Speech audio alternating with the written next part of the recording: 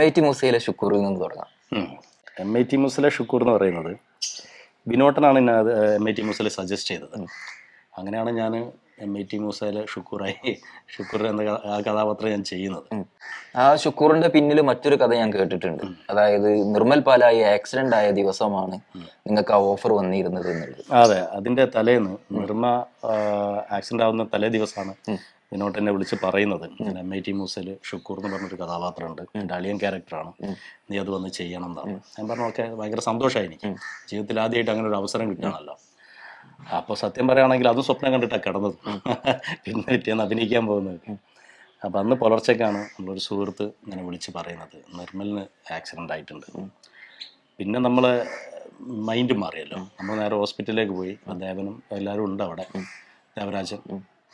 അപ്പോൾ പിന്നെ ആ ഹോസ്പിറ്റലിൻ്റെ അങ്ങനെയായിരുന്നു വാർത്ത വന്നുകൊണ്ടിരുന്നത്, ഇപ്പം നിർമ്മലിൻ്റെ അവസ്ഥനെ പറ്റിയിട്ട്. അപ്പോൾ നമ്മളെല്ലാവരും ആ ഒരു വല്ലാത്തൊരു അവസ്ഥയിലായിരുന്നു. പിന്നെ MIT ചെന്ന് അഭിനയിക്കുന്നതിനെ പറ്റിയൊന്നും ചിന്തിക്കുന്നില്ല.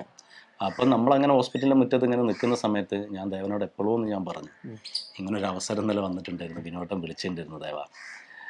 അപ്പോൾ ഉച്ചയ്ക്ക് എന്നോടൊന്ന് അങ്ങോട്ട് ചെല്ലാൻ വേണ്ടി പറഞ്ഞതാണ്, നിർമ്മൽ ഇങ്ങനെ കിടക്കുമ്പോൾ നമ്മളെങ്ങനെ പോവുകയെന്ന് വെച്ച്.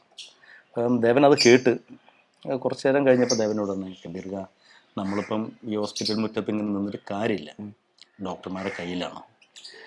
അപ്പോൾ നിർമ്മലിൻ്റെ എല്ലാ കാര്യങ്ങളും ഓക്കെ ആയി ഉഷാറായിട്ട് തിരിച്ചു വരും എന്ന് നമുക്ക് പ്രതീക്ഷിക്കാം. അപ്പം അതിൻ്റെ ഇടയ്ക്ക് ഇപ്പോൾ നിങ്ങളിവിടെ നിന്ന് സമയം കളയണ്ട, ഒരു 2-3 മണിക്കൂറല്ലേ നിങ്ങൾ അവിടെ പോയിട്ട് ആ ക്യാരക്ടർ ചെയ്തിട്ട് വരികയെന്ന് പറഞ്ഞു. ആ വാക്കും ആ പോക്കും അതൊരു തുടക്കമായിരുന്നു അല്ലേ?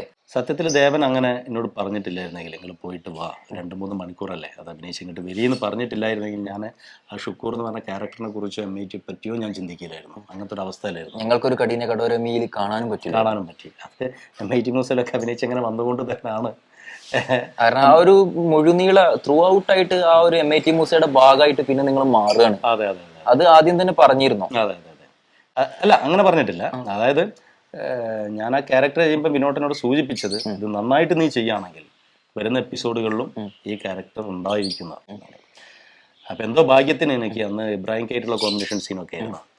അപ്പം എന്തോ മോശമല്ലാത്ത രീതിയിൽ ചെയ്യാൻ പറ്റി. വലിയൊരു സുഹൃത്തിന് പറ്റിയ വലിയൊരു ട്രാജഡിയിൽ മറ്റൊരു സുഹൃത്തിന്റെ ഉപദേശം കേട്ടിട്ട് നിങ്ങൾ പോയി അഭിനയിക്കുന്നത് എന്തായാലും അത്രക്ക് മാനസികമായിട്ട് നിങ്ങൾ ചിന്തകളും മൊത്തം ഇവിടെ ആയിരിക്കും, ഹോസ്പിറ്റലിലായിരിക്കും. എങ്കിലും ആ കഥാപാത്രം ഭംഗിയായി ചെയ്തു. അത് നിങ്ങളുടെ ജീവിതത്തിന് ഒരു ടേണിംഗ് പോയിന്റ് ആയി മാറി. ശരിക്കും ഈ വിനോദ് കോവൂർ എന്ന് പറയും നമ്മുടെ വിനോദേട്ടൻ നിങ്ങളുടെ ഒക്കെ ഒരു ഉസ്താദാണല്ലേ? എന്നെ സംബന്ധിച്ച് എൻ്റെ ഗുരുവാണ് വിനോദൻ. അതെനിക്ക് 101% ഉറപ്പിച്ച് പറയാൻ പറ്റുന്ന കാര്യമാണ്. കാരണം വിനോദേട്ടനെ ഞാൻ പരിചയപ്പെടുന്നത് ഞാനൊരു 10ാം ക്ലാസ്സിൽ പഠിക്കുന്ന സമയത്ത്